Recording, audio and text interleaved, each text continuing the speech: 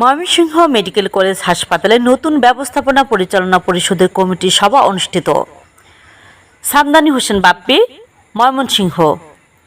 Mymensingh medical college নতুন ব্যবস্থাপনা পরিচালনা কমিটির সভাপতি, ময়মনসিংহ সদর আসনের সংসদ সদস্য মুহিতুর রহমান শান্ত সবার বক্তব্যে বলেন, মেডিকেল হাসপাতালের সেবার মান উন্নয়ন ও চিকিৎসা সেবা আধুনিকায়নের প্রত্যয় ব্যক্ত এমপি শান্ত। তিনি আরও বলেন, ময়মনসিংহ মেডিকেল কলেজে হাসপাতালে আমার বাবা যখন পরিচালনা কমিটির সদস্য ছিলেন তখন হাসপাতালের জন্য কাজ করেছেন তিনি। বাবা রেখে যাওয়া অসমাপ্ত কাজগুলো সমাপ্ত করব। উক্ত অনুষ্ঠানে বক্তব্য রাখেন ময়মনসিংহ মেডিকেল কলেজ হাসপাতাল পরিচালক ব্রিগেডিয়ার জেনারেল গোলাম ফেরদৌস, ময়মনসিংহ মেডিকেল কলেজ হাসপাতালের উপপরিচালক ডাক্তার জাকিউল ইসলাম, বিএমএ ময়মনসিংহ শাখার সভাপতি ডাক্তার মোহাম্মদ মতিউর রহমান ভূঁইয়া।